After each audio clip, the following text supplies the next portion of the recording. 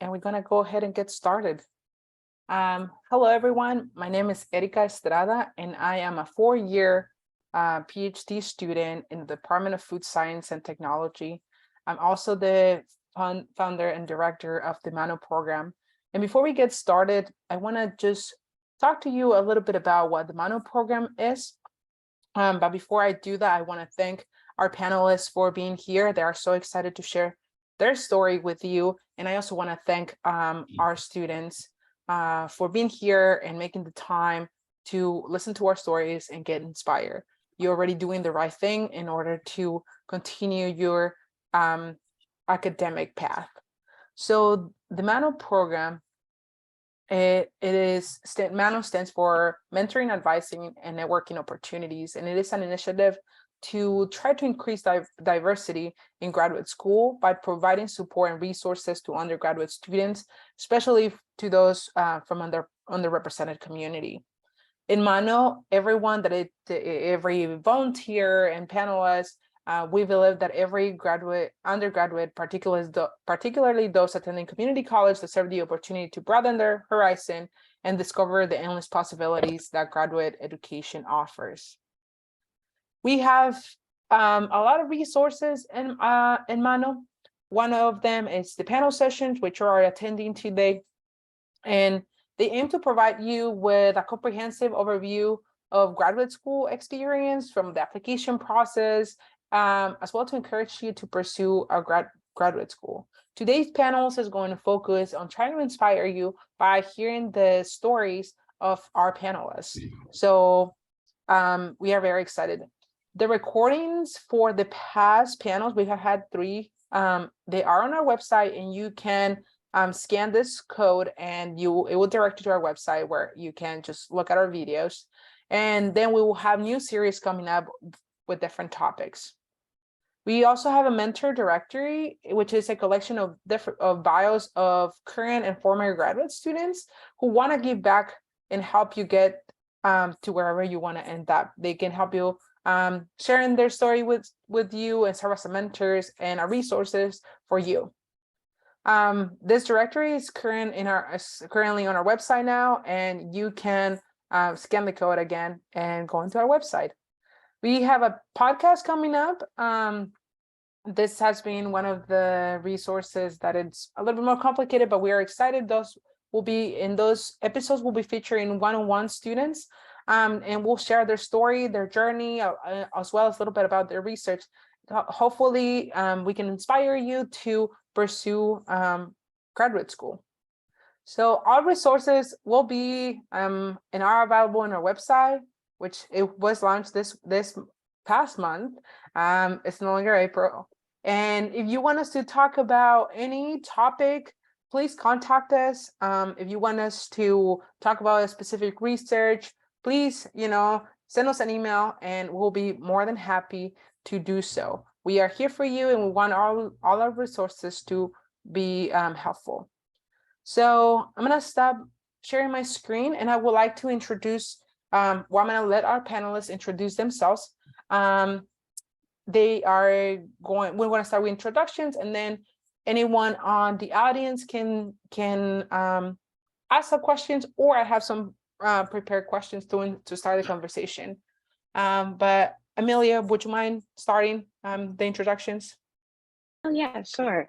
So my name is Amelia, and I'm a third-year microbiology PhD student, and I'm in the Department of Pharmacology.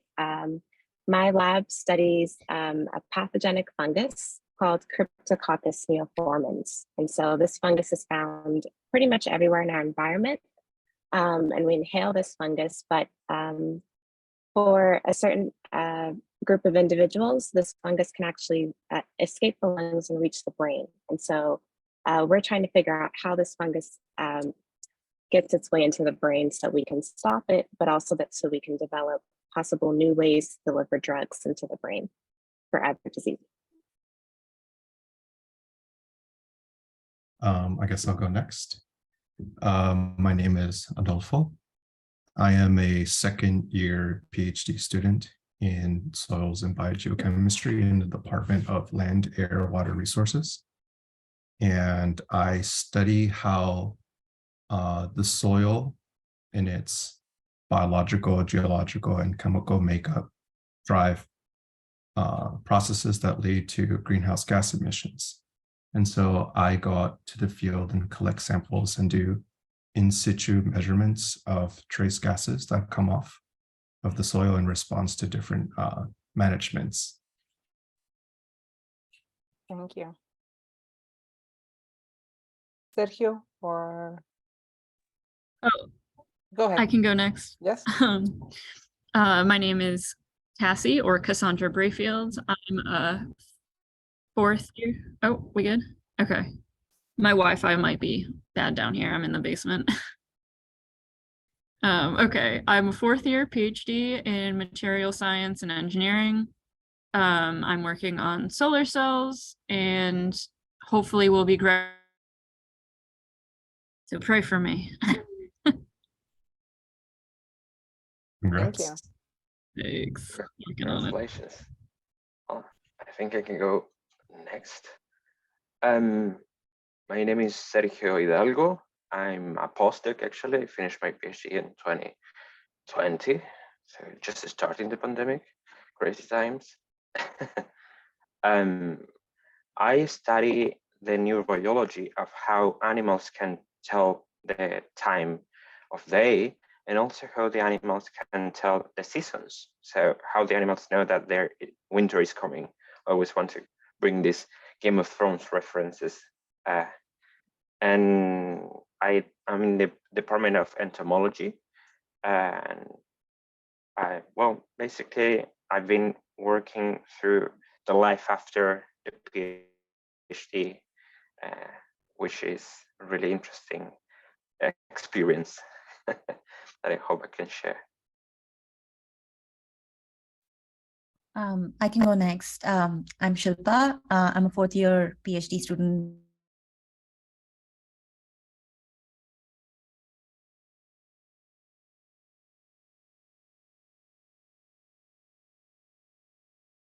So basically study how the control system parameters can affect the detection of a cyber attack that has breached everything, all the firewalls, and impacted a chemical plant. I'll be graduating in December, after which I'll be joining Wayne State as a postdoc. So I'm pretty excited about that. Thank you. And can everyone hear me? I'm having some issues with my Oh no. Oh. As you. Sorry, I am having very bad Wi-Fi issues, but I heard all you guys' introductions, so I did not miss any. I think now we can go ahead and start our conversations. I want to open the floor to students. If you don't feel comfortable sharing, muting yourself, you can type on the chat. But I want to let's start with sharing some of our identities, right? Like some of you guys are first generation college student. Some of us are people of color. So maybe you want to share some of your identities and how those identities have become some of your strengths, right? Or how do they help you get to where you are now? So to give you guys a little bit of time, I can start. So I was born and raised in Mexico. And when I was 17, I came to the US. And I didn't know English, but I really wanted to pursue higher ed. My parents didn't go to college, so I'm a first generation. So I really wanted to be the first one in my family to get a college degree. So I think that by being a first gen, that really motivated me to be the first one in my family. So it gave me the strength, and I was committed, right? I was passionate and I wanted to do it. So being for first generation, actually, yes, it brought some hurdles, but also it gave me a lot of strength and a lot of commitment to get my 4-year degree. Anyone wants to share? Yes, I could go next. I am half German, half Puerto Rican. I'm a first generation college enrollee in my family.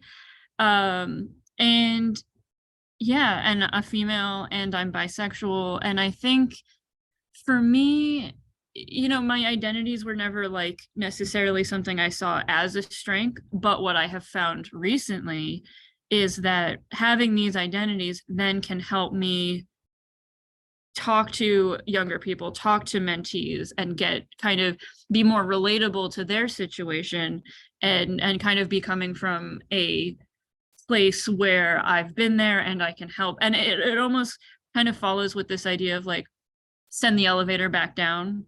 Like we all are like making it, and now we can like send that elevator down and pick up the next group of people who need to succeed in grad school. So that's kind of where I'm using it for sure. Yeah, and I totally agree. Just like Erica, I come from, I'm a first generation student, and my mom finished high school and my dad didn't even finish middle school. And so they came here to the US in New York and, did the best they could, had me and my brothers. And I didn't know anyone who went to college in growing up, like not a single person.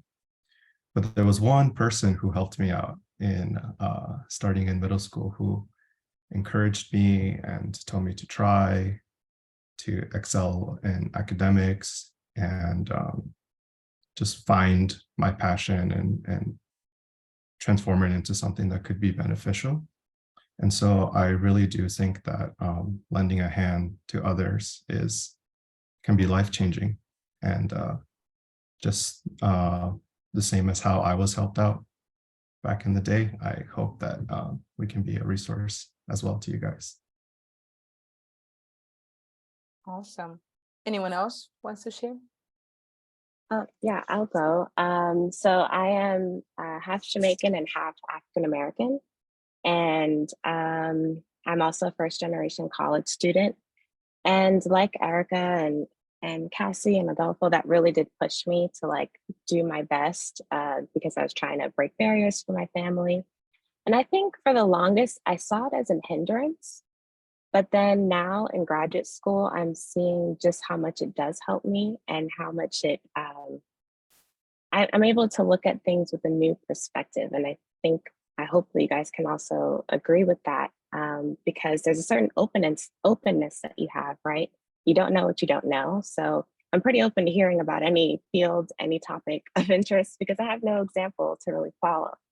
So I think if there are any students on the call that are first generation, maybe thinking of it that way can also help you to motivate you further. And also, I think being first gen allowed me to get into certain academic programs like the McNair Scholars Program and LSAT program, which was during college. And I wouldn't have known about graduate school if I had not joined those programs. And they're geared towards students that are first generation, are from underrepresented backgrounds. So yeah. Thank you, Amelia. And just for the students that don't know, would you mind, kind of explaining what the McNair program is? Like, I know what the McNair program is, but I think it'll be very beneficial for students to know what that program does. Oh, yes. So the McNair program, it's called the Ronald E. McNair program, and it's typically an undergraduate program that is supposed to help underrepresented students gain access into graduate school. So they pair you with a mentor. That's how I got into my first lab. They also help you with graduate school application preparation. And I went to my first conference with them. So they really help to support you and give you the materials and resources that you need in order to apply to graduate school.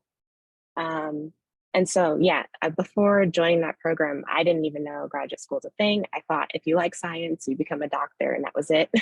So in college, when I found out about this, I was like, oh, okay, you can do research. And then I developed an interest in it. So Awesome. Thank you. And something that also McNair did for me, I was also McNair scholar, is that some of the places that you're applying for graduate school, they actually have a waiver, so you don't have to pay for graduate schools. So if there's a magnetic program wherever you end up transferring, I recommend you join. Any of our panelists would like to talk about their identities? Go ahead, Sergio. For my experience was kind of different because I was born and raised in Santiago, Chile, and I've never knew anything else outside until I was really old. And I was a teenage dad.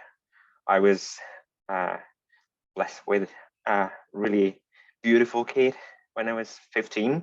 So for me, looking at the future for anything else than a couple of years, it was impossible.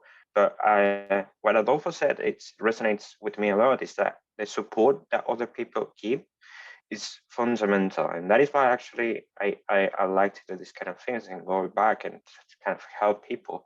It's because by having good people to look up, like my parents, I'm also first generation student. I mean, in Latin America, we don't have a lot of options to do these kind of things. So being able to go and talk to people in different situations and that they are going through different experiences is really, really helpful. I had a couple of really good teachers in high school that say, oh, maybe science is a good option. And from down, I started to do stuff. I went to do my PhD in the UK, and I didn't think about my identities at all because there wasn't much diversity there. I was like, okay, I'm here doing everything. And then I moved here and I saw a lot of people like moving in the same direction that I was like, and like that sense of, or you're not alone doing this, it's really good. So yeah, and support is the best way you can describe this. Like, Thank you, Sergio. And that's a really good segue to, we're already talking about the importance of mentoring, right? Like, I don't think any of the panelists here, but correct me if I'm wrong, you did it alone. I think we had a lot of support from mentors, friends, colleagues who support us while we went in the moments when we didn't believe in ourselves and we were dealing with that imposter syndrome. So for the people on our call, where do you find your mentors? Right? Like, think about your time in where our students are right now, which will be first or second, even third year of college. Where can they go to find mentors, or how do you find your mentors?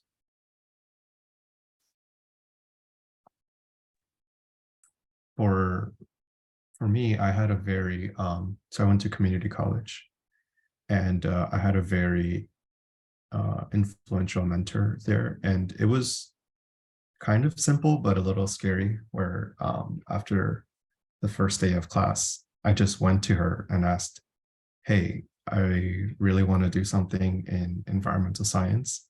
Can I do something with you? Can we work together? Can I get some experience in your lab? And she was like, oh, sure. And so sometimes just taking that leap and asking for help, you never know when, people might be very eager to help you. But even if she wasn't, I'm sure she could have said, at this moment, I don't really have funding, for example, but so-and-so can help you out. So even asking can lead to people pointing you in the right directions. I could go next. The most important mentors I've ever had have just been people who are like, you're already on a path, let me just give you what you need to help you succeed. I have had mentors who, in some ways, like, it was like they thought they knew best, which I'm sure in a lot of ways they did, but they were kind of trying to direct me towards what they wanted me to do. In one case, it was one of my professors really, really wants me to be a professor, and that's just never been in the cards for me. I think that those people are crazy, and it takes a special breed, and that is not me. And so kind of running into those problems, but I've learned that you always need to remember that you can always end up having several mentors, and maybe some of them aren't being very helpful, and you can have a couple mentors at a time. And the way I approach mentoring now is really just to ask my mentee, what do you want? What do you want in your next 5 years? And if they have an answer, then I can pull all of the resources I know of to get them to that goal. And if they don't have an answer, then I say, okay, we'll just apply to your top 5 things, and whichever thing works out, let Jesus take the wheel. That's what we do first. And so that's been really helpful. I think that as long as you're with a mentor who really just has your best interest at heart, it's going to be rewarding, if not at the very least educational, right? But that's been my experience. I can go next. So I had some industry experience, and I found some really good mentors in the industry who were my managers. And in grad school, it's been my my advisors who've been pushing me to be in academia. The fact that everybody goes through imposter syndrome resonates with me. There have been times when people have told me that you're really good, and I'm like, no, they just don't know that I'm faking it. But it takes a lot of patience from, at least for me, it took a lot of patience from my mentors to keep telling me that, no, I am good, for me to see it. So if that helps with anybody's imposter syndrome, I thought I'd share that. Yeah, and I think something that I would like to add to the conversation is that my first mentors, I also went to community college, just like Adolfo. And I didn't know who my first mentors were until I look in retrospect, in hindsight.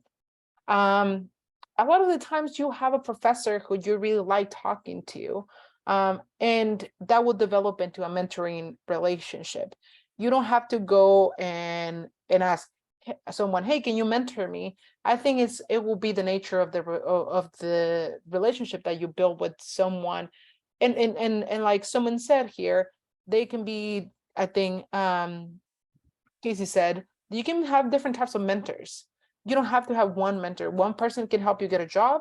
The other person can help you with figuring out your work-life balance. The other person can figure out, like, help you get your grades up. So you can have different pockets. But I think what the message that we're hearing here is that we need a community.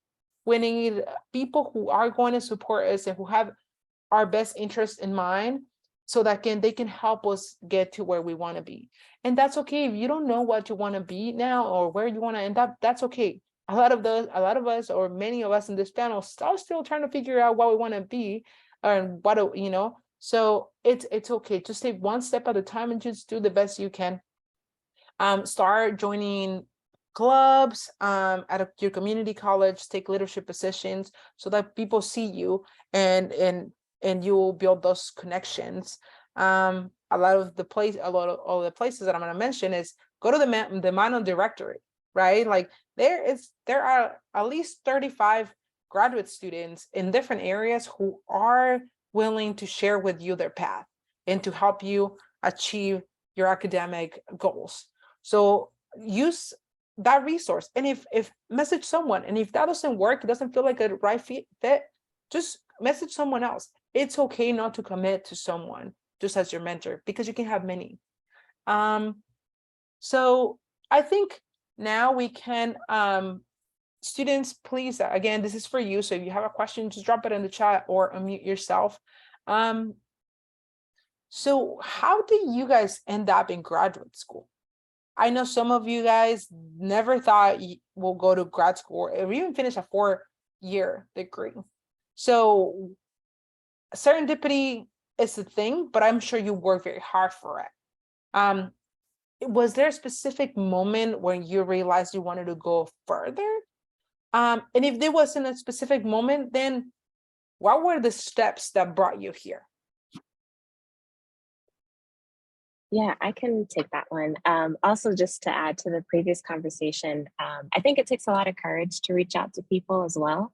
I think for me, I used to avoid reaching out to mentors. I didn't think I was good enough to be mentored. So my advice to you would just be follow your curiosity. So if you have questions, if something that a professor said interests you, just ask them those questions and then see where the conversation leads. So just wanted to throw that out there. But to answer your question, yeah, I think happenstance, I think for the longest, I just wanted to be a doctor because like a medical doctor, because I thought that was the only option for science. And then I went on a tour of a medical school during college and I was kind of bored. I wanted to not only just treat people enough to send them home, but I wanted to understand why they came in the first place on a deeper level. And I think that along with the McNair program and just being in a lab, I joined a lab during undergrad. I enjoyed trying to approach one question in multiple ways and focusing all of your efforts on that. But I really struggled in college, like with my grades and whatnot. So I just want to throw that out there that if you are struggling, it's okay. I just kept showing up to lab. I knew that I was still interested. I didn't really think I was going to do graduate school, but then after college, I worked in another lab. And then I thought, well, let me just send in my applications and see what happens. So it is a combination of serendipity, but also interest, but also, you know, the farther you go in research, the more you realize, oh, I have experience in this, I have experience in that. Let me just see what happens, you know? So, yeah. Thank you. Anyone else? I just wanted to add, I totally agree with that view. Actually, for me, was like I was just trying a little bit at a time, like, oh, maybe go into this lab. Oh my, this is interesting. And then little by little, you're getting more and more interested in what to do next. At the end of the day, again, looking back, I wouldn't even think that I would be where I am now if I wouldn't try to do these small steps at a time. I think that trying to have this really fixed idea of what you want to do, it kind of complicates everything a little bit instead of taking everything one step at a time. And just to add a little bit to the last question also about the mentors, you can find mentors everywhere. Everywhere you go, you can find people that will have really interesting insights about whatever thing you want to do.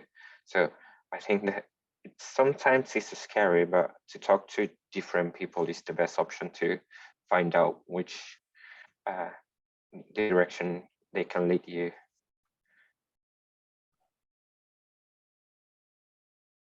Yeah, building off of Sergio and Amelia, I think for me it was the first step that really kind of sealed my fate, I guess, in a way, where eventually you end up through trying this research experience or being an intern in this lab or that lab, slowly accumulating experience. Before you know it, you end up with a community that kind of is pushing you and telling you, hey, I think this would be great for you. Why don't you try this? And just going for those chances, I think.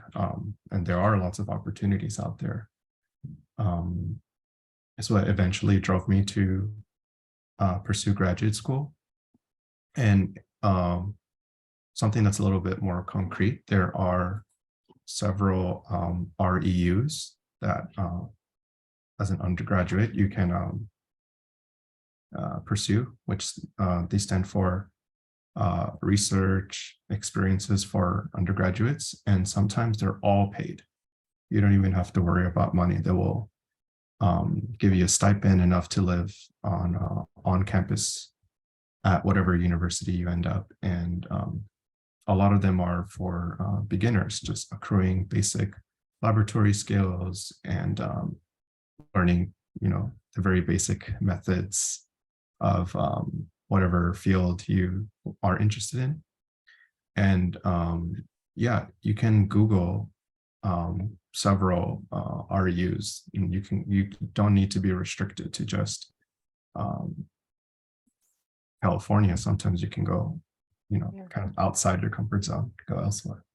Yeah, and I just wanted to say, Adolfo, great minds think alike. When you mentioned RUs, I just had dropped a chat in the chat website that has a bunch of RUs.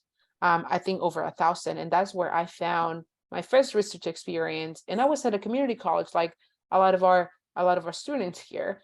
I was a community college student in College of the Sequoias, and I applied for like 5 internships the first year, and I didn't get any, which is okay.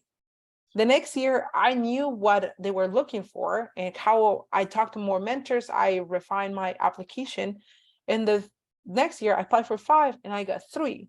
And I got to go to the state of Maine. Like Adolfo said, it doesn't have to be in California. You can go anywhere in the country, and they paid me. So don't be scared to try new things. The worst thing can happen is that you hate the research that you're doing.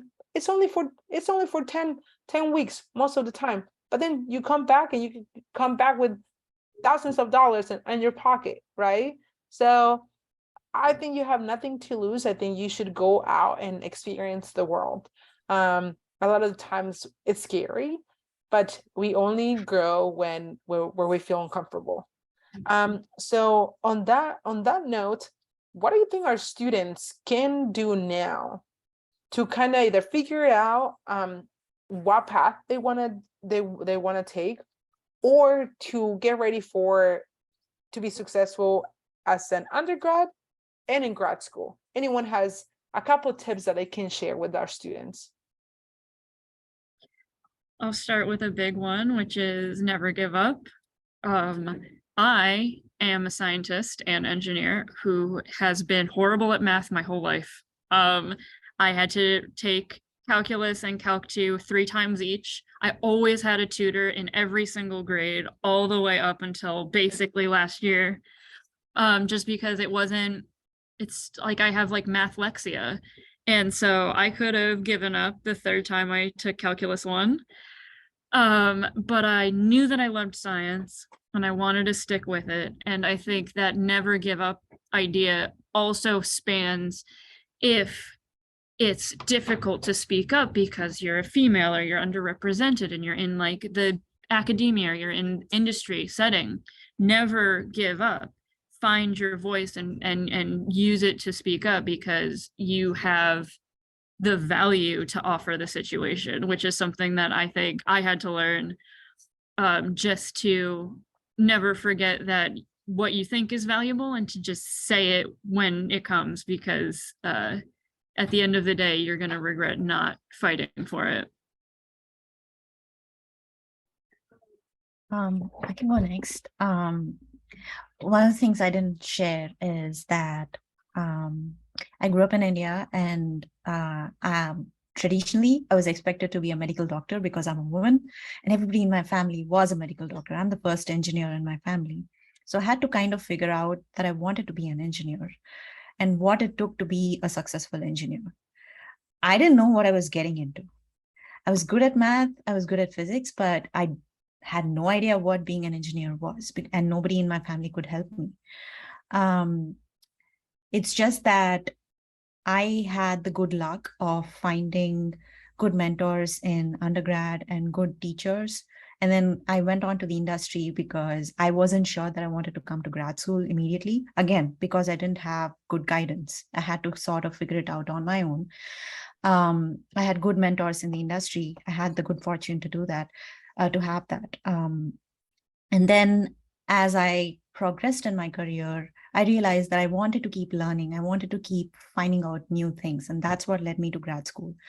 So the point I'm kind of making in my long-winded explanation is that it doesn't matter how long it takes or how circuitous your route is, what you have to go through to find out what your passion is. Just do whatever you want to do if you have the flexibility to do it. Definitely talk to people. If you don't have people in your family that can help you. Talk to your friends, talk to your teachers, talk to your mentors. And sometimes you're not going to be able to figure out what you want, even when you get those inputs. And then in those moments, it's just doing what you have in hand and then figuring out if you like it or you're not, if you don't like it. If you like it, great. If you don't like it, find something else that you like, if you have the flexibility to. Yeah, something that I wanted to reemphasize based on what Cassie was saying.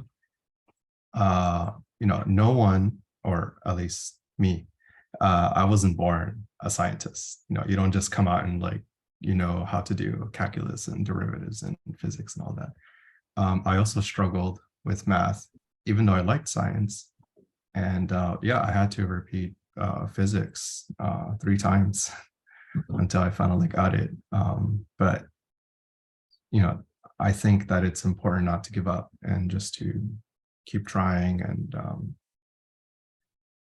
I think having study buddies is one of the best things you can do. If you can kind of brainstorm with someone else or help each other out. Maybe you know how to do this part of the problem, you're better at this and they're better at that, and you can help each other out. I think that's what really helped me in my classes. I agree completely with that. Definitely. Let me second that.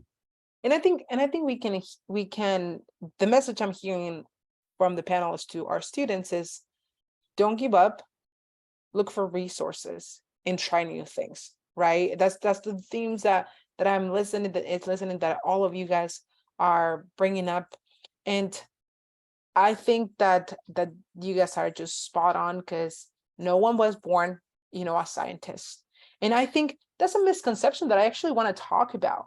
Amelia and I were part of a panel a couple of days ago, and one person came up to me and said, Erica, but I'm just a regular student. How can I be a scientist? And I was like, what do you mean? But as soon as I said, what do you mean? I thought about my own conception of what a scientist was. When I thought about scientists, I thought about someone like Einstein, who was constantly studying, who didn't have a family, who was just a brilliant person. And I want to make sure that students get the message that we are all here regular people, and we have failed, at least in grad school, more times than we have succeeded. And that is okay. That's part of the learning. And this also happens as an undergrad. You hear from many of the panelists, they failed their classes, and yet they are scientists right now. And I have a couple of friends who failed biology, and they have a master's or PhD right now in biology. Or so don't let that class deter you, because a lot of the times it's not your fault, it's the circumstances. So just figuring out what you did wrong, why you failed the exam, why don't you enjoy math, trying to find the root cause of that so you can tackle it. And remember, if you hate chemistry, but you need it, take chemistry. You might never have to think about chemistry again, but don't let that only class predict your future, right? So I just wanted to emphasize, we all regular people here. We're going to be doctors. Some of us already have masters, and some of us, didn't even speak the language that we are, that we use in our daily life now as a scientist. So I think we're living proof that if we did it, so can you, as long as you have that passion and that dedication, and speak up when fight for your dreams. I just wanted to say that. Sorry, I'm very passionate. Anyone wants to say anything more, just to encourage our student to make sure they know that it is okay to fail, and it is okay to try and error and change your majors and not knowing what you want to do now. And in the case where you change your major or have to retake classes or retake a whole quarter sometimes, just remember that in a couple of years, once you're done with that, it'll just seem like one big bubble that was your degree. Like all the classes you had to take, retake, all the stuff that you never even used on your dissertation, you won't even notice it once you're done. You'll be like, oh yeah, I did take that class 3 times, but now it just feels like I did this big, you know, accomplishment that's all kind of discreetly contained inside of this couple years, 4 years, whatever it is. So it might seem horrible now to be like, oh,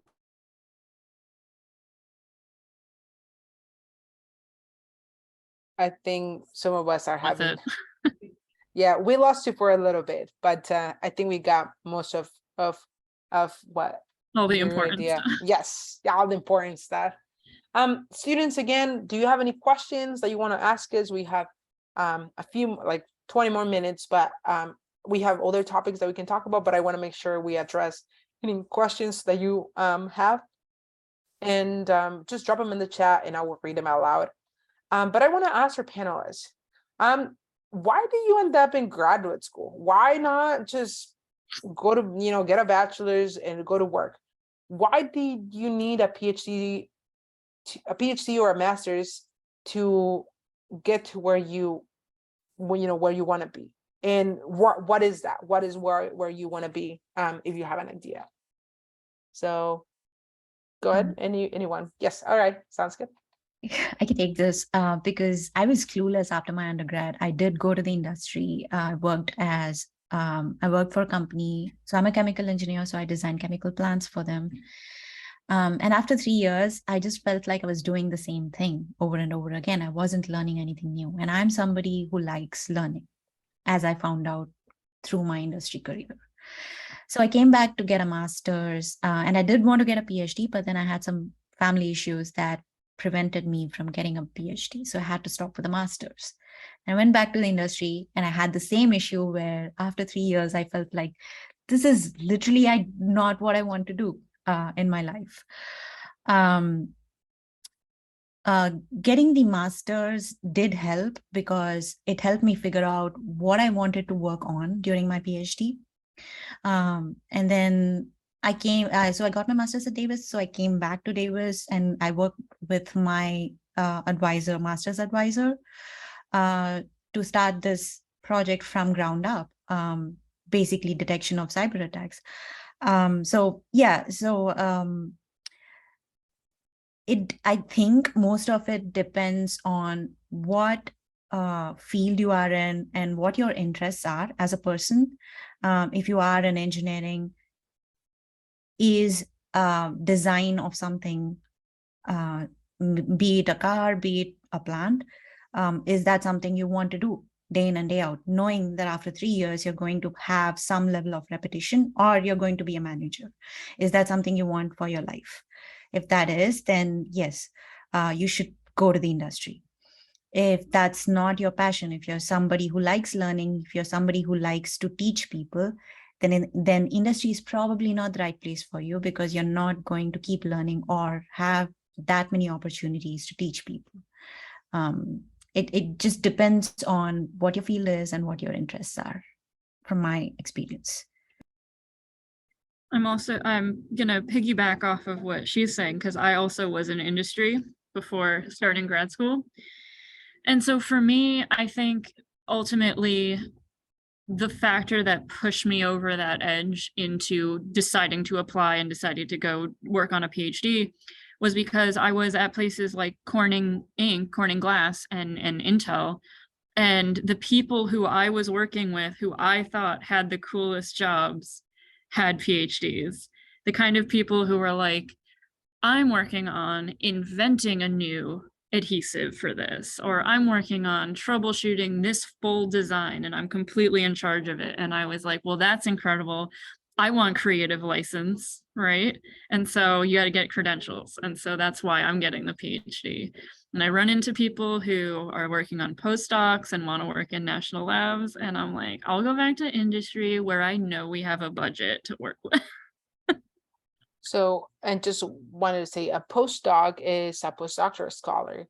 So after you do your PhD, you can do you can become a postdoc, which you're still in training. It can be from 1 year to a few years, and you already have your PhD degree, so you're not acquiring any degrees, but you are acquiring more experience towards whatever you want to do in the future. And then I just wanted to give my perspective, and I would love to hear from other people who kind of went straight from undergrad to master's and PhD, or undergrad to PhD without that industry or that work experience. So for me, honestly, after my bachelor's, I really didn't know what I wanted to do. So I thought the easiest thing was to do a master's so I could figure it out. And I was the field of food science I had just recently found out about like 8 months prior. I graduated from my bachelor's. So I was like, I probably can do a master's just to see if I really like this. So I did my master's and I loved it. That's when I realized, like, oh, I actually am pretty good at research. This is a kind of something that I want to invest more time and learn a lot. But when I applied for PhDs, I also applied for my dream job. I actually wanted to teach community college. I still do, but at the time I wanted to teach community college microbiology at my community college where I graduated from. And I actually got an interview, and I was very close from, just starting that job. And I got my acceptance letters for UC Davis, and I was trying to figure out what to do. And because I think that my purpose in life is to give back to my community and inspire other people, I decided to come and do my PhD because I wanted to preach or, inspire with my story. So I felt like I needed those credentials in order to tell you, hey, you can go up to PhD. Like if I did it, so can you. So for me, I'm doing it yes, for myself. And because at the end of my master's, I was like, I got this far. I think I can just finish all the degrees. So it wasn't really like that I thought about it since I was an undergrad or since I was in high school. No, it's something that I got so far that I was like, might as well just finish it.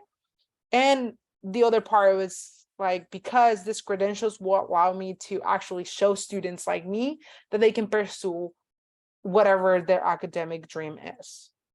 So any other people who didn't go to industry in our panel and just went straight to the master's or PhD want to share? Yeah, I actually went through a pipe through undergrad, master, PhD, and now here, and I don't know even how it happened. So when I was in doing my undergrad, I said my aspiration was always, I wanted to do research. After I figured out that was what a scientist do, I said, well, this is really fun. I was in high school, and then I went to undergrad thinking I'm doing the next step without actually thinking that I was gonna get it. It was already difficult enough to get to the college degree, and then, gonna get the master, gonna get the PhD. And to be honest, I didn't pay any of that because you have the chance in all these steps to apply for fellowships, actually. So I found that that was so mind-blowing that you can actually study and do what you like and getting paid for that. It was amazing. So that is kind of my path. I just ask for fellowships and stuff. I did my master, I did my PhD, and actually I did my PhD in Chile for a couple of years, and then this opportunity came out to move into the UK to do another PhD. So at the end of the day, I finished with 2 PhDs from 2 different universities. I didn't pay anything, and they pay me for actually studying. So that is kind of I never thought that would happen before, and that's one of the options that you can get you into at the end of the day, just by asking people, by talking to people. And when I moved here, actually, I did the postdoc option because I wanted to see where you can get. As Erika said, I was like, oh, maybe I can do better. I can do give back if I'm in a position in which I still fail to see people like me in higher positions. So I'm trying to get there to extend a hand to all other people that want to do this kind of approaches.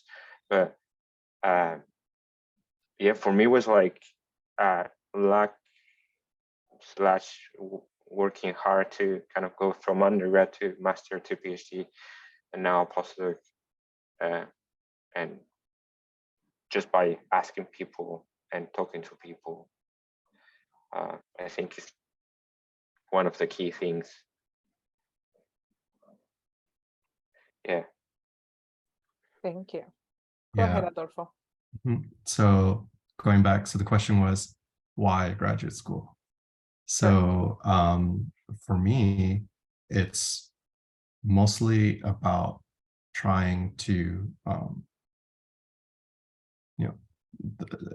protect the environment, help people live in a healthier world. And because I'm from, I grew up in New York City, and so there's not too much nature there. But then, going outside, I saw like, wow, there's this whole natural world out there, and how does it work? Like, why is there grass here and not here? Or like, why is the water clean here but not there? And I was just so curious about how all of these processes and mechanisms led to an ecosystem. And so as I progressed through school, I also had many mentors that told me or suggested that, you should use the knowledge that you gain and you earn to help others. You, as you get a PhD, you're usually one of the few experts in whatever area you decide to focus on. And in that way, you can help to kind of help others and collaborate in a way where you can solve problems and come up with solutions on how we can live in a more sustainable world. And looking at the state of the world and how things are progressing, it's very important that we take care of the environment because it's given us so much, but we also need to give back to the environment. Awesome. Thank you so much. And I know we're getting almost to the end of our panel today. So every panel to encourage students to attend, I do a little raffle that they get $15 gift card, and I was doing the raffle on the background. So Adela won the $15 gift card. So Adela, if you can email me later, I'll put the chat on the email, and both Jessica and Elaine, because I'm feeling very given today, message me here or message me actually to the same email, because I'm going to send you guys some Mano swag, because I know I recognize the names and you guys have been coming to most of the panels. So just email me and then I'll send you guys some of the swag. And thank you so much for being here. And Adela and Elaine and Jessica, do you guys have any questions that we can address in the last 5 minutes for you specifically? Feel free to mute yourself or put them in the chat. You can always email us too if you have Yes, questions. I think that will be a good idea. I think if we all put our emails, if you are willing to do that, if you can just drop your email so that they can reach out to you. And remember, there is the Mano directory out there at the website where you can find other mentors. I think the last thing I want our panelists to kind of share. Okay, there's a question. I'm curious about how you decided which grad schools to apply.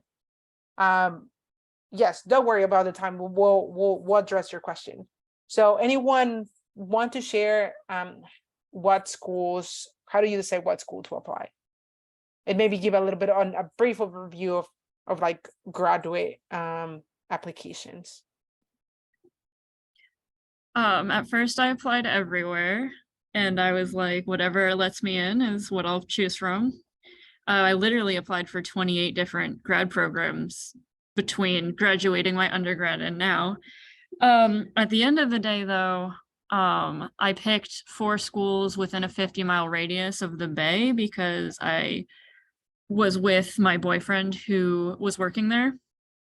But we broke up, so now I'm just at Davis, but it's all good. But yeah, so and that's like goes along with what I said earlier. It's just like if you don't know where to go, just apply to a bunch of places and then you'll be able to know where to go because the fates will choose for you. Yeah, Yeah. your mentors are very helpful in that regard. I had, so in New York, I worked in the lab where the PI of that lab was a student of a PI now here at Davis. And so he asked him like, hey, I have this student that is interested in grad school. Would you be able to take him on? He's like, yeah, you know, and then you start a conversation. You know, he kind of introduced me to my current PI, and then, you know, that's how you can kind of get an in just by knowing people and asking them for help. Yeah. I think so the reason or how I decided what schools I want to apply to, I think it is very important that you know your priorities, right? If you want to be close from home, then just school close from home. If you want paid programs, if you need financial support, then make sure those programs that you're applying have financial support. If you hate the snow, probably don't go to the East Coast, right? Like, so I think you need to figure out what your priorities are so that you can narrow down those schools. I think a good way to start is by looking at schools. That's how I did it because I didn't know a lot about food science. So what I did, it literally Google and said, what are the best programs in the US for food science? And just look at them, go to their websites, see what type of research or what type of projects they were being conducted in these programs. And that's how I decided to make a list. I made a Excel sheet with the names of the school, whether or not they had a stipend, where they were located, and the people that I wanted to work for. So I think, you know, your priorities, what is important to you during the 2 years of your master or the like 4 to 7 years of your PhD. What do you want to get, and like what school will provide that? And then another question that Jessica asked us, how competitive are grad schools compared to undergrad schools? And I can be very quick, but people can feel free to add. Just so undergraduate schools, they are competitive, and you don't have an essay most of the times. You just, at least at the University of California, you know, you send your GPA and your transfer, your these classes that you've taken, and people don't necessarily look at your application as a whole. In graduate school, they're literally choosing you for who you are. So for example, my program accepts 12 to 15 students a year. So, and we get around 200 admissions, 200 applications, but the programs varied. And I think what I want you to know is that even if it is competitive, I think that you need to look at yourself as a whole. What is your story? What's your GPA? What is your research experience? What is, you know, your passion? So a lot of elements come in play when schools or when programs accept you. So I think my recommendation for now is just don't think about how competitive it is at the moment. Just do the best you can do in order to have a very strong application, so that when people look at you and say like, oh, Jessica, oh, Elaine, oh, Adela, like they know like these people are going to bring so much to our program because they come from very diverse backgrounds. They went to community college and didn't have any research experience, but went outside of the box and got a research opportunity somewhere else because they wanted to explore that field. So I think just do the most you can to be a very good student and a very good leader, because also the volunteering experience counts, the leadership experience counts, everything counts. Anyone else in the panel wants to say something to add on that? Everything you do, from the professors you talk to about their research to volunteer experience. I mean, even like if you're doing community service or you're doing something like this or a sport, you never know who is going to end up being your network connection that then brings to you the next big chapter of your life. And so, like, for example, I've been doing the chemistry outreach shows, which is like children come here and we like blow up balloons for them and like do elephant toothpaste and everything. And it was through this where I met some of my mentees who I'm now helping with their resumes and stuff. And so basically just don't stay at home all the time and just get out and do something, because it's going to help in Yeah. some way, I promise. Yeah, like, because all the people that graduated, go to UC Davis or go to Fresno State or Chico State, they'll take the same classes to get the degree, right? But what are you going to do to separate yourself from the rest? You already have a very important card, which is your background. Those hurdles, those personal hurdles, those personal experiences already add so much to your application.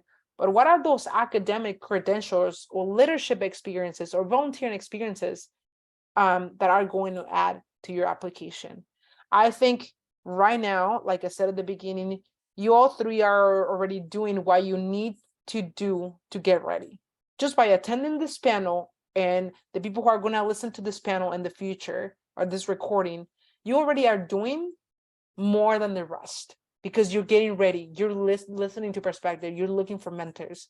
So I don't think I'm gonna encourage you to keep doing these things, talking to people, take a 1-hour seminar, because you don't know who's gonna say something that is totally gonna click with you and change your life. So if anyone has anything else to say, feel free to do so.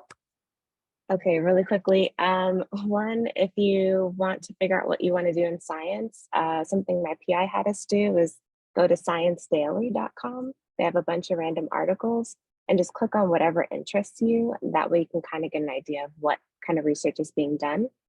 I forgot my point.